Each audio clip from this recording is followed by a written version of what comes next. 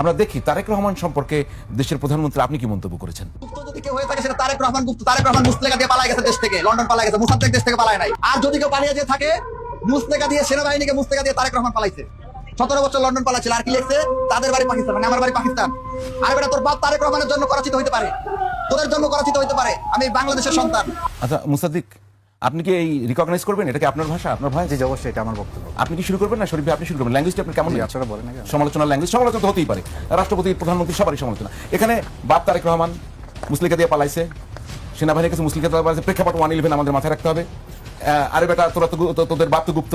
দেখেন তো এই ল্যাঙ্গুয়েজগুলো ঠিক মেলে কিনা, ওনার মা যে উপদেশ দিয়েছেন সেটার একটা প্রেক্ষাপট তৈরি করে কিনা। সেই পরিস্থিতিতে ছাত্রদলের এই যে লেখনী, এটা নির্দিষ্ট একটা গোষ্ঠীকে টার্গেট করে এবং সেটার পরিপ্রেক্ষিতে যাতে একটা মারামারি হয় বা সংঘাত। নির্দিষ্ট গোষ্ঠী মানে গুপ্ত শিবির, শিবির যেটা তারা যেটা বলে জামাত শিবির। তাহলে জামাত শিবির কি গুপ্ত করে? না না, সেটা তো তারা প্রকাশ্যে, এটা তো তারেক রহমান সাহেব কেন বলছেন যে জামাত শিবির? আমি শেষ করি, যে এটা না ক্লিয়ার। না আমি সেটাই বলছি। তারেক রহমান সহ, প্রধানমন্ত্রী তারেক রহমান সহ এবং অনেক নেতৃবৃন্দ বিরোধী দলের, সরকার দলের, তারা প্রকাশ্যেই তারা বলেছে যে জামাত শিবির গুপ্ত। এবং কি ওই দিনই ডাকসুর পিছন দিয়ে একটা মিছিল গিয়েছে রাত্রেবেলা যে জামাত শিবির গুপ্ত গুপ্ত, এবং ছাত্রদলের চিহ্নিত কেন্দ্রীয় নেতারা স্লোগানটা দিয়েছে। সুতরাং স্পষ্টভাবে ছাত্রদল এই দেওয়াল লেখন যখন তারা করে, তখন তারা এটাকে ছাত্রদল তখন শিবির বা জামাতকে বুঝিয়ে থাকে। আপনি তো শিবিরের প্যানেল থেকে নির্বাচন করেছেন। না, শিবিরের প্যানেল থেকে আমি আপনি তো বললে হবে না, এটা বাস্তবতা। না, আমি স্বতন্ত্র নির্বাচন করেছি। আপনি বলেন স্বতন্ত্র, কিন্তু বাস্তবতা আপনি শিবিরের প্যানেল থেকে নির্বাচন। আপনি এটা মিথ্যা জানেন। আপনি সাদিক কায়েমের প্যানেলে নাই? নো, আমি সাদিক কায়েমের প্যানেলে নির্বাচন করি। আমি স্বতন্ত্রভাবে নির্বাচন করে বিজয়ী হয়েছি। শিবিরের যে প্যানেল ছিল সেই প্যানেলের আমি কেউ নই। আমরা বাইরে থেকে স্বতন্ত্রভাবে নির্বাচন করে আমরা স্বতন্ত্রভাবে নির্বাচিত হয়ে এসেছি, আমি এবং ডাক্তার সমস্যা সম্পাদক বিজয়। আমরা কেউ শিবিরের সাথে লিয়াজু করে দিতে আসলে হলে তারা আমার কাছে স্পষ্টভাবে মনে হয়েছে দেওয়ালের বাইরে যখন তারা লিখেছে, আমি তখন কি করেছি সে সাথে সংহতি জানিয়েছি। কিন্তু তারা যখন ডাকসুর অফিসের ভিতরে ঢুকে যখন লিখেছে, তখন আমি আমার পলিটিক্যাল স্ট্যান্ড আমি বলেছি, আমার বক্তব্য আমি রেখেছি। আপনার বক্তব্য আমি শুনেছি। তাহলে তারা যে আপনাকে বলেছে, তারা আমাকে আক্রমণ করেছে, আমি তাদেরকে আক্রমণ করেছি। শেষ করি, তারা যে বলছে পাকিস্তানি, ধরেন তারা যে বলেছে আপনি জামাত শিবির, তো এটা কি ঠিক বলেছে?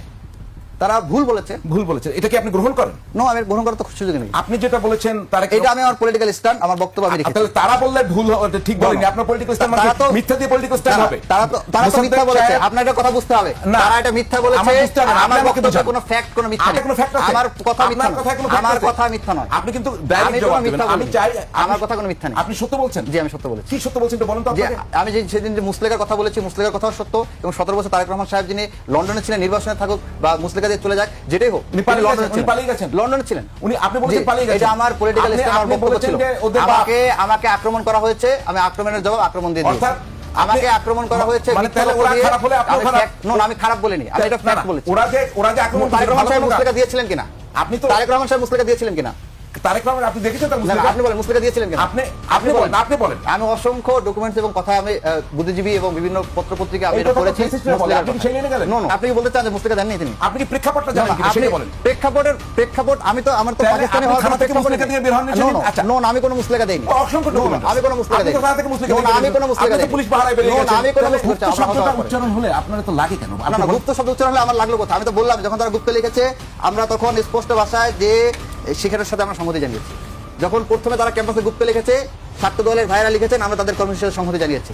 এটা পাবলিক ডকুমেন্ট। আপনি তো একটা গুপ্ত বিরোধী আন্দোলন শুরু, আপনি তো অনেক বেশি আন্দোলন করেন। আমরা এর সাথে সংহতি জানিয়েছি। আপনি তো অনেক বেশি ক্যাম্পাসে আন্দোলন করে তুলেছেন, তো গুপ্ত বিরোধী আন্দোলন করলে কেমন দেখেন না কেন? দেখুন, গুপ্ত রাজনীতি ঠিক কিনা এটা জবাব দেন। দেখুন, গুপ্ত রাজনীতি হয়তো আইনতভাবে বা ফৌজদারি অপরাধ না, কিন্তু নৈতিক দিক থেকে আমি ঠিক নয় প্রকাশ্যে রাজনীতি করা। যদি কেউ থাকে, ঠিক একই কথা সত্য, সেটা একই কথা সত্য ছিল সরকারে আসার পূর্বে ডাক্তার জাহেদ সাহেব, তারপরে সাইদ আব্দুল্লাহ সাহেব, ডাক্তার জাহেদের নাম বলেন, আপনি কিন্তু শিবিরের কারোর নাম বলেন না। আমি শিবিরের কারো কথা তখনই বলতে পারবো যখন তারা গুপ্তের খবর থেকে বের হয়ে আসবে, তখন আমি বলতে পারবো সে গুপ্ত ছিলেন। শিবিরের কেউ চেনেন না, বিএনপির গুপ্তদের চেনেন নাকি? আমি খলিলুর রহমান ইন্টারিম গভর্নমেন্টের উপদেষ্টা ছিলেন, তখন আমরা মনে করেছিলাম তিনি হয়তো স্বতন্ত্র জায়গায় আছেন। এখন ধরেন আজকে যখন তিনি বিএনপি সরকারের পররাষ্ট্রমন্ত্রী হচ্ছেন, তখন প্রমাণ হয়েছে যে তিনি ইন্টারিম গভর্নমেন্টের মধ্যে গুপ্ত হয়েছিলেন। আজকে যদি শিবিরের কেউ বাইরে থাকে, শিবিরের যদি রাজনীতিতে বাইরে থাকে এবং সে যদি গুপ্ত থাকে, সে যদি আজকে বের হয়ে আসে, সে যদি বের হয়ে আসে, তখন তাকে গুপ্ত বলতে হবে। আমি এইভাবে ভালোভাবে গুপ্ত বলতে পারি না। আপনি কি খেয়াল করেছেন? আপনি কাউকে বলতে দিতে চান না? আমি আমার কথা শেষ করতে, আমাকে তোমার কথা শেষ করতে দিতে হবে আপনার মতো করে। না, আমার উত্তর দেওয়া হয়েছে। কতক্ষণ বললে বলতে পারবেন বলেন? আপনি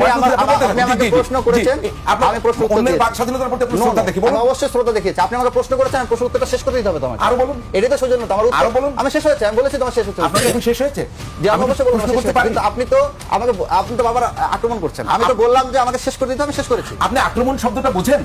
আপনি বলেছেন আমাকে আক্রমণ শব্দটা আপনি বোঝেন? আমাকে একটা প্রশ্ন করেছেন, আমাকে প্রশ্ন শেষ করার মাঝে যদি আপনি থামিয়ে কি দেন, আক্রমণ তাহলে শব্দটা প্রশ্ন বোঝেন? করার প্রয়োজনীয়তা ছিল না। আপনি কি আক্রমণ শব্দটা আপনি- বুঝলে? আপনি বিএনপির গুপ্তদের চিনেছেন, অন্তর্বর্তী সরকার গুপ্তদের চিনেছেন।